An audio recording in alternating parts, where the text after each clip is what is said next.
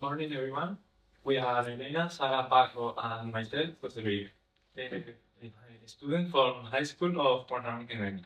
Today, we are here to present our arguments supporting that supranational organizations, such as the United Nations, are effective in addressing and managing the political conflicts surrounding us in the 21st century. To begin with, we need to highlight that today the conflicts are conflicts that ever before. Wars are no longer isolated events between two countries. These conflicts are connected to global challenges such as climate change, migration, terrorism, cyber attacks, pandemics, and energy insecurity. These problems cross borders, affect million people, and create instability in different regions of the world. In this context, an important question arises. How can we solve these conflicts that are global in nature?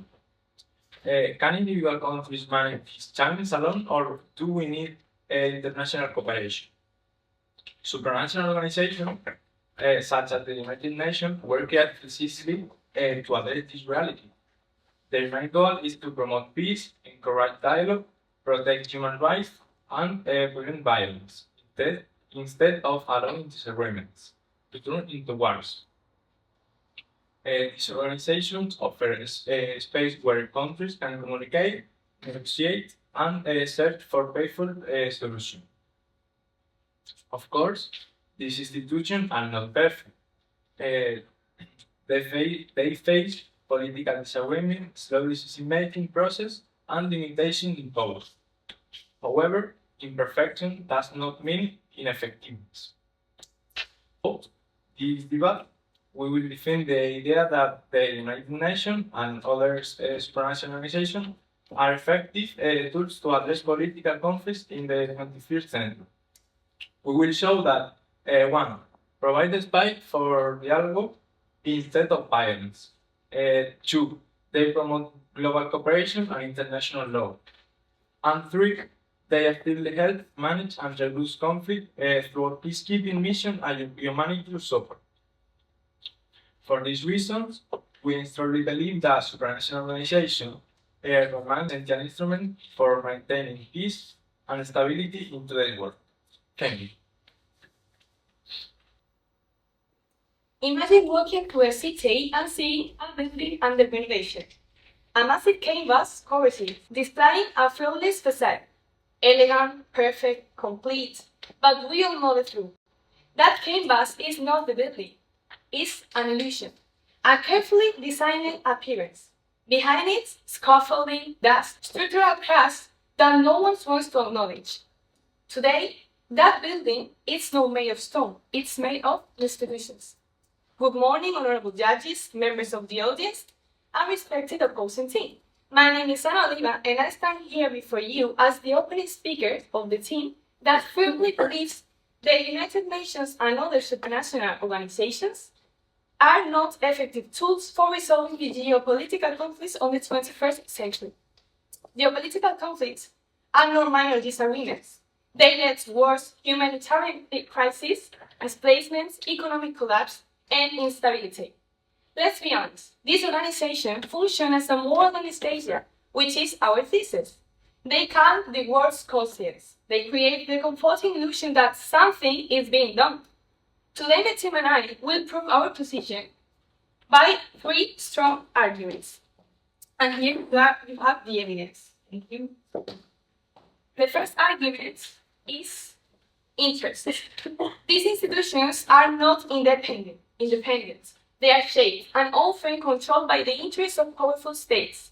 When resolutions threaten those interests, they are vetoed or blocked, as we have repeatedly seen in the case of Israel and Hamas.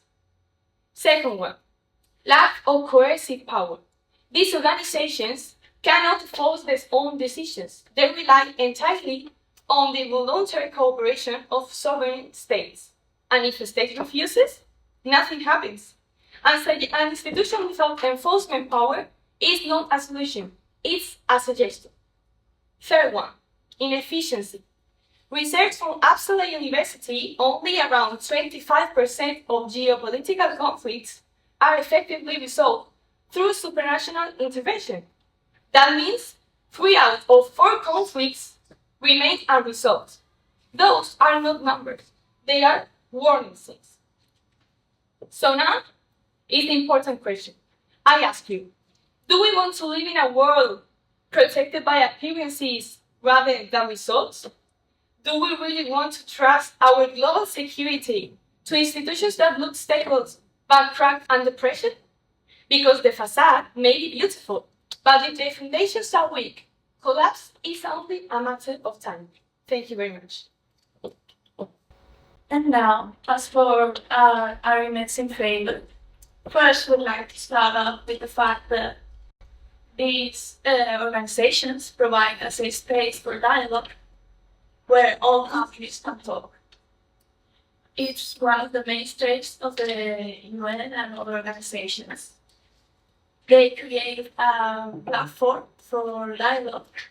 And as we know, communication and trust are key in preventing conflicts from escalating into violence or wars. Thankfully, all countries have a voice and can voice out their problems, negotiate, or express any concerns freely at the UN General Assembly. Let's take a look at the case of Ukraine. During the ongoing war in Ukraine, the UN has provided a platform for dialogue and diplomacy, especially on humanitarian issues such as the civilian safety and prisoner exchanges. This is a case.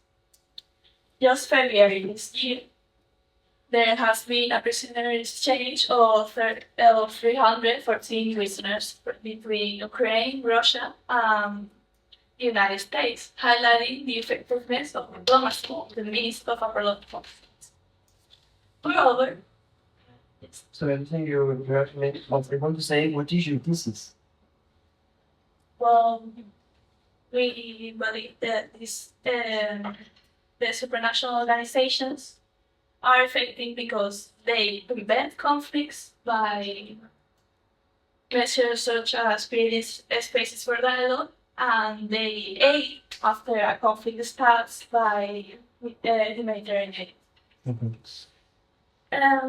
As I was saying, they also allow for smaller countries to have a voice in international politics, such as the case of Arizona Alliance of Islands.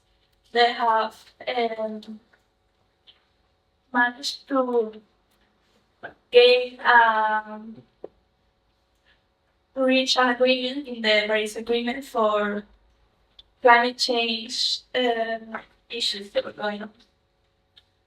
Secondly, these organizations promote human rights and international law. They put pressure on countries to take accountability for when there's a crime and take responsibility for human rights. Cooperation is key. When countries work together, they can reach resolutions because often problems don't just involve borders, they go beyond them. So one country alone cannot solve them. In addition, the UN also creates rules and standards for the safety of people and against crimes like genocide or war crimes. They also have investigations going, for example, in Ukraine, where they is suspected to be war crimes, and they have an entire commission dedicated to it. So this helps discourage future violations and keeps justice and accountability on the global agenda. Thank you very much.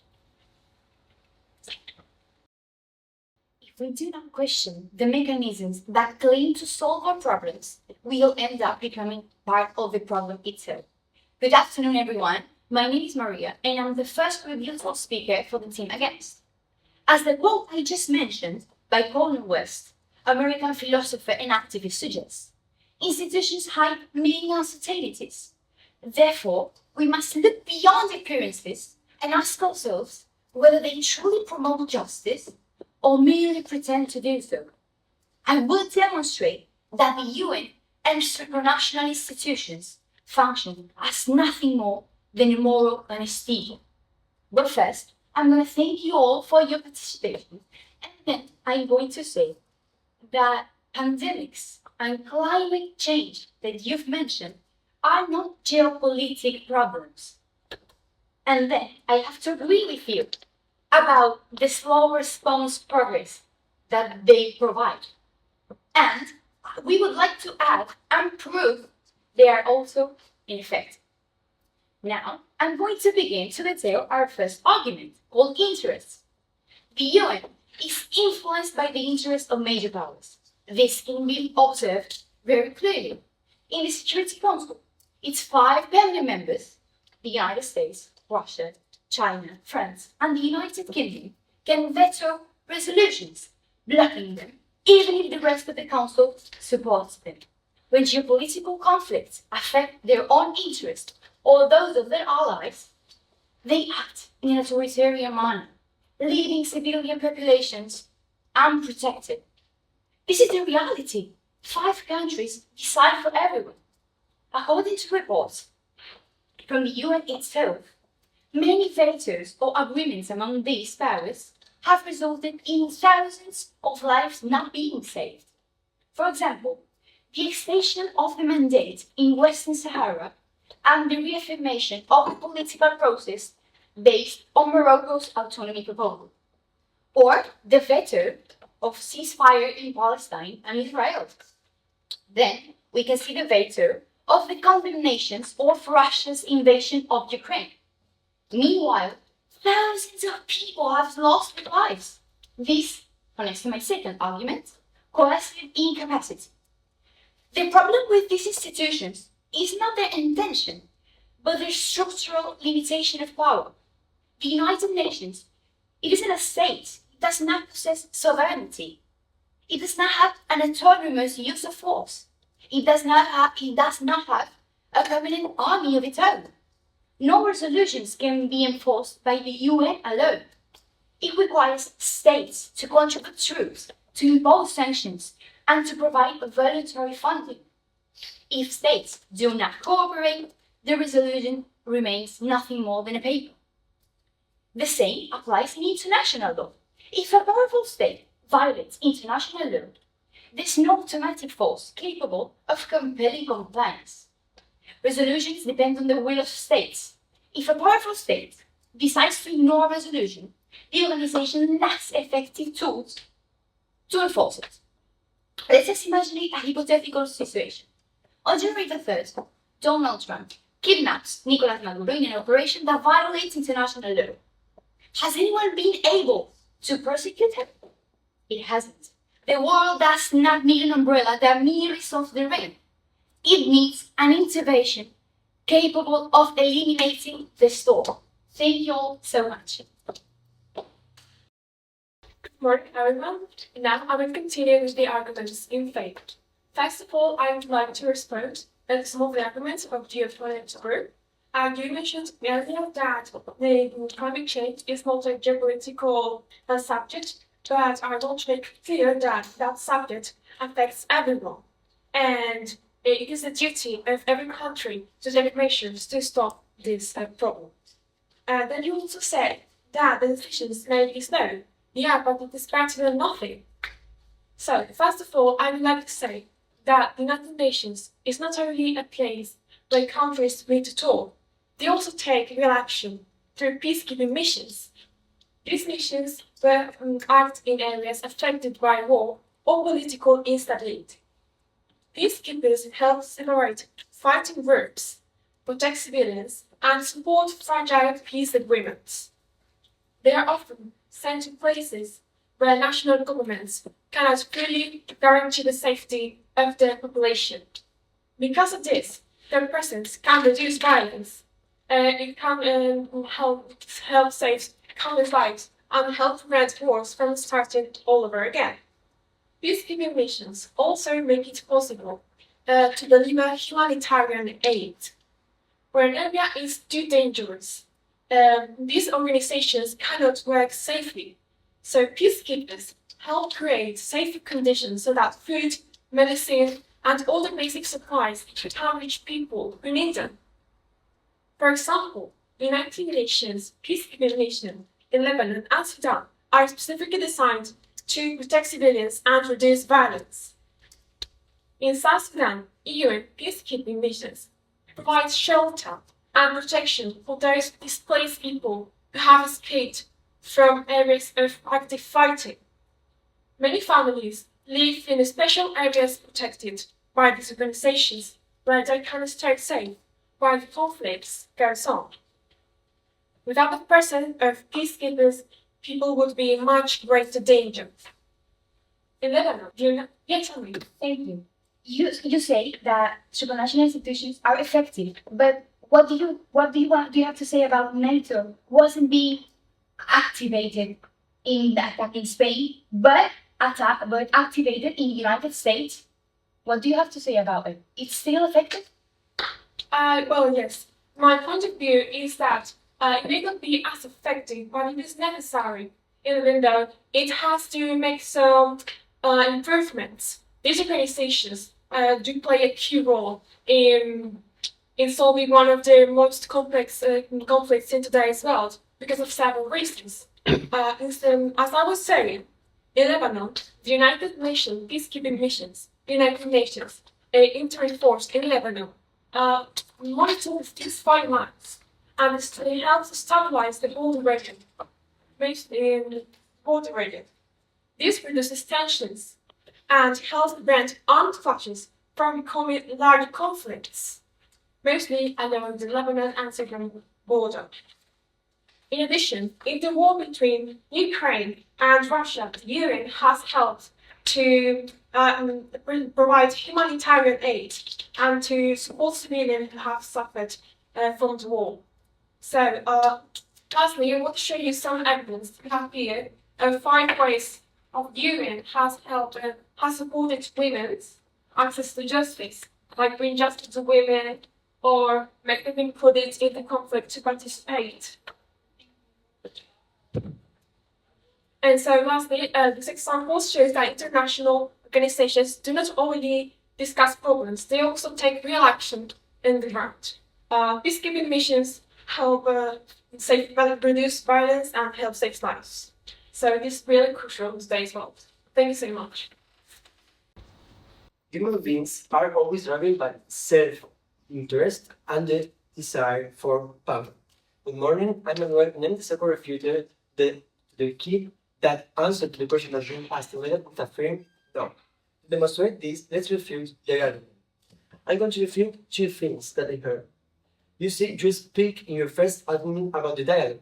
And I agree with you because all the countries can talk, but not all the countries can decide. And I want to show you that is all the vetoes that the United States have made. 279. Where is here the dialogue? There is the dialogue here.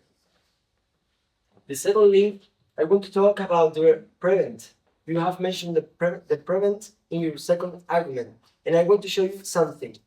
The conflicts are changed, and the conflicts are increased in the last decade. So where is the prevent? If the conflicts are increased nowadays, there is no prevent here.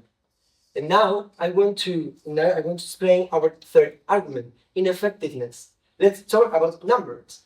If you analyze the Uppsala Conflict Data Program, UCDP, one of the most recognized academic registries of unarmed conflicts, we observe uncomfortable situations. The numbers of the active armed conflicts are increased in the last decade, historic high since 1946, as you can see in that evidence. So,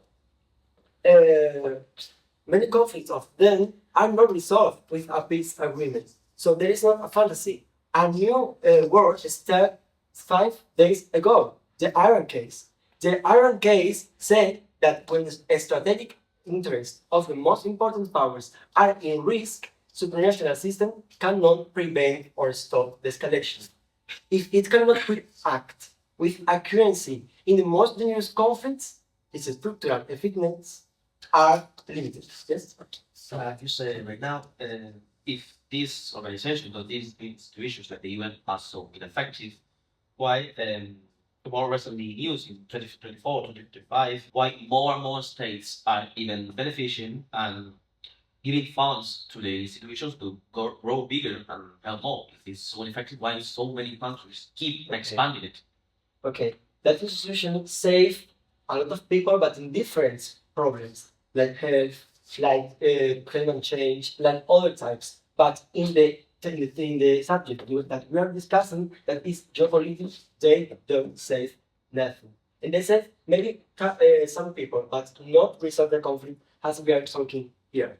Now I'm going to continue. According to that data, we can demonstrate that the United Nations are unable to end with the conflicts. Only the 60, 65, and 80% of the conflicts do not achieve a consolidated peace, and only a 15 to 25% of conflicts are achieve a consolidated peace thanks to the United Nations. So we are not talking about each other's mistakes or limitations. We are talking about a structural problem within the organization. So the numbers speak for themselves. The United Nations demonstrate management capacity, of course, but not demonstrate capacity to resolve geopolitical conflicts. This is not a solid sector that they promise to be. It is a canvas covering the cracks. It is a moral anesthetic. It is an emergency manual read in an on invisible paper. Thank you so much. So hello everyone, I'm going to start with the conclusion of being in faith. So through our arguments, we have shown why we believe that supranational organizations like the UN offers a fundamental role in managing the business and stopping these global tensions of the 21st century. So first of all, they establish a place for dialogue instead of violence. You have told before, like so many times, it really isn't effective to go directly on the war. Better to de-escalate it by these diplomatic channels that are neutral affairs by the UN. This also gives a bigger voice to smaller countries who many times doesn't have the opinion or the importance to talk. Second of all, we talked before about the many conflicts or different conflicts that are global today. These conflicts provide global solutions. These conflicts, such as the climate change, or actually there it is considered a global geopolitical tension because it affects all the geopolitical world and all the politics are really intervening. So it is considered geopolitical tension. And more. This is what the UN steps in, trying to solve everything before they escalate into solving war, like war. Establishing a standard to discourage violence and encourage justice. Therefore, and finally, I think even more important is this is not only talk. When they need to act, they act. And they act by peacekeeping missions. They work directly in the conflict zones, saving thousands and thousands of lives. They told me before in their argument that we are not effective. We do not act. We do not save people, but like my companion said earlier, the nations of peacekeepers in Sudan or Lebanon are not important. They didn't save lives. Because I think otherwise, hundreds of thousands of lives were saved by these peacekeepers mission. So I think this is really important. Are these organizations perfect? No, they're not. We're not talking about perfect. We're talking about effective. When something needs to be told, when something needs to be acted, they're there. And they work and they act. Sometimes they also say that in a hypothetical case, like the Maduro case, it was a case that happened in less than an hour. A case that happened directly. And I think it's even more smarter that before going into another war, to talk it, to think it before they act. Institutions like the UN are not a pill you take for curing an ache. No. It's a step-by-step process to global and greater peace. And I really invite the other team or everyone to think and give their opinion in this case, to give their opinion on how we can build a better world. So thank you very much for listening to our arguments, and I hope you have a great day. Good morning, my name is Jago, and I am the concluding speaker for the team opposing the motion that supranational institutions remain effective tools for resolving geopolitical conflicts in the 21st century.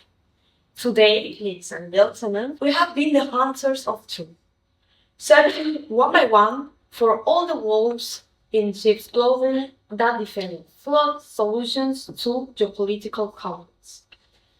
Our opposing team has mentioned that these supranational institutions were founded to prevent conflicts. However, why these conflicts often are resolved just by the main interest by the superior countries such as China or the United States. Moreover, you mentioned that trust is key. However, this trust can be uncovered by purely interest by these powerful countries. And moreover, climate change don't solve any conflicts. We are not opposing that these organizations are useful or not. We are not opposing of this organization. We just oppose the fact that these organizations are effective for resolving geopolitical conflicts in the 21st century. To this, we have responded with 3 solid pillars that reinforce our thesis. The first pillar, interest. Our teammate Maria demonstrated in detail that these supranational institutions project an image of resolution while often acting according to their own interests, when the will of a few can paralyze global action. The second pillar focused on the lack of coercive capacity, which has such a strong impact on society, by weakening their credibility. And finally, the pillar of where our last future Manuel concluded the argumentative line by indicating the ineffectiveness of cooperation and showing a model and a realistic model of solution of these conflicts. We are not here to play with hypotheses. We are here to present the truth with brutal clarity, leaving no room for doubt. And now I return to that image of a canvas covering the facade of a rainbow. We propose seeking a solid building founded on cooperation and reality. Therefore, today we move from a room house to a solid building that does not need a cover to shine. We have to remove the anesthesia put in everyone's mind. I would like to sincerely thank the jury and the audience for their time, and it was a pleasure to debate with you. Thank you.